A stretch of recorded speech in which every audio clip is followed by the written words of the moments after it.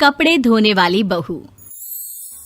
शादी के पहले से ही विभा को कपड़े धोने का बड़ा शौक था। कभी नल के नीचे तो कभी तालाब के पास। अरे मेरी नीली वाली लुंगी नहीं दिख रही है। विभा की अम्मा, कहाँ रखी है लुंगी? अरे वो तो विभा ने परसों ही धोकर रखी थी आपकी अलमारी में, देखो वहीं होगी। वो ना मैंने आज धो दी, मुझे लगा कि गंदी हो गई होगी। अरे कैसे गंदी हो गई थी? उसे तो मैंने पहना भी नहीं। हे भगवान, इस लड़की के कपड़े धोने की आदत से परेशान हो गया हूँ मैं। जितना तो घर में राशन नहीं आता, उससे कहीं ज्यादा डिटर्जेंट पाउडर का खर्चा है। इसकी शादी करवा दो, शादी जाए अपने घर में ही करे काम, फिर चाहे घर के कपड़े धोने हो या पूरे गांव के।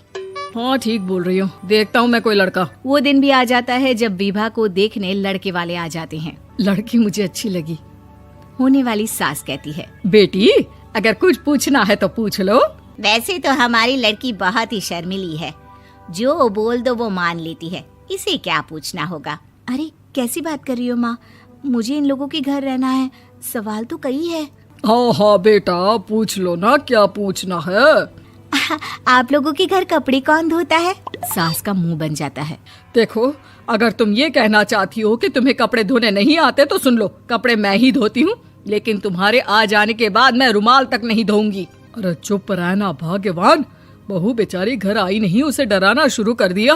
वो क्या है ना बिटिया, अभी तक तो ये कल्लू की माँ ही धोती थी, लेकिन अब तुम्हारे पापा तो दहेज में वॉशिंग मशीन देंगे ही।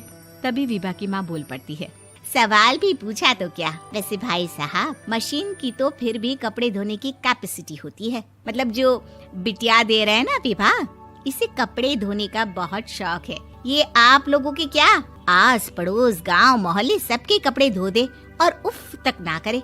बाहर देखा नहीं आपने कितने कपड़े सूख रहे हैं?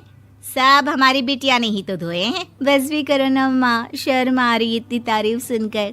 और तो और एक दाग निकाल कर दिखाओ तो मान जाऊं। हाँ अच्छा, माफ करना बेटा, मैंने गलत समझा। हमें तो रिश्ता बहुत पसंद है। और ऐसे जुड़ जाता है रिश्ता कपड़े धोने का शौक रखने वाली विभा का। उसकी शादी हो जाती है कोयला फैक्ट्री में काम करने वाले कल्लू के साथ। शादी के बाद अचानक विभा चिल्लाती हुई सास के पास आती है। सासू माँ, अरे सासू माँ कहाँ है आप? ये तो धोखा है, धोखा दिया आप लोगों ने मुझे।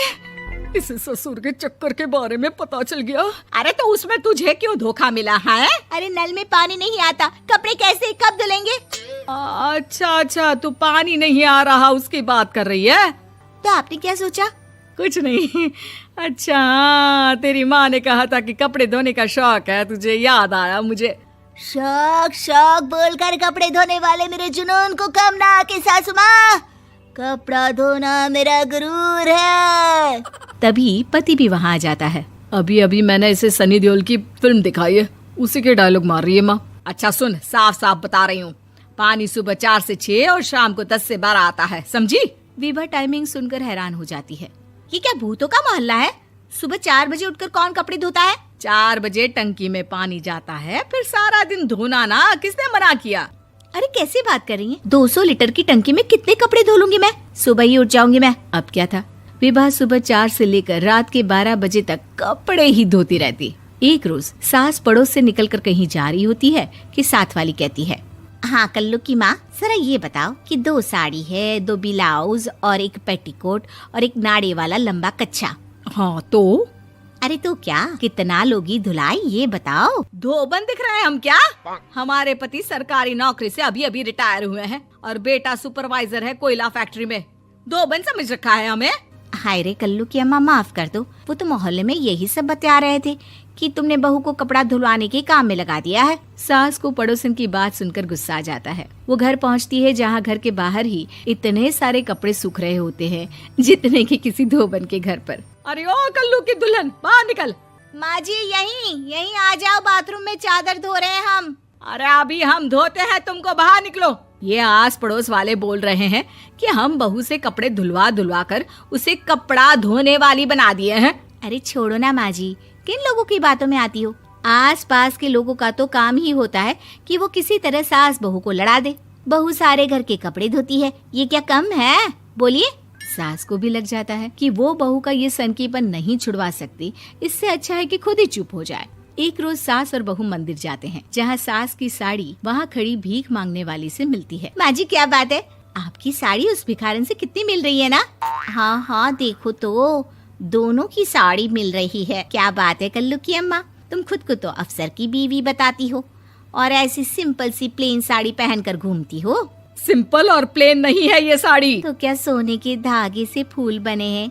कुछ भी सासू माँ, कुछ भी। हाँ बने थे इस साड़ी में सोने के धागे से फूल। मेरे पति लेकर आए थे मद्रास से स्पेशली मेरे लिए 10,000 की। ताहे भाई साहब इस भिखारन के लिए भी सेम टू सेम साड़ी लेकर आए होंगे 10,000 की।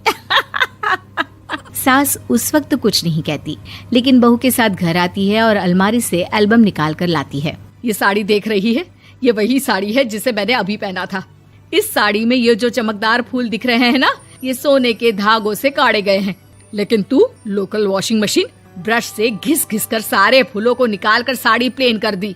मुझे माफ कर दीजिए सासू माँ। और तो और, जब मैंने तुझे तेरी गलती के लिए कुछ नहीं कहा, लेकिन तूने तो सबके सामने मेरा मजाक ही बना दिया। क्यों? बहू को समझ में आ जाता है कि अब से उसका कपड़े धोना बंद।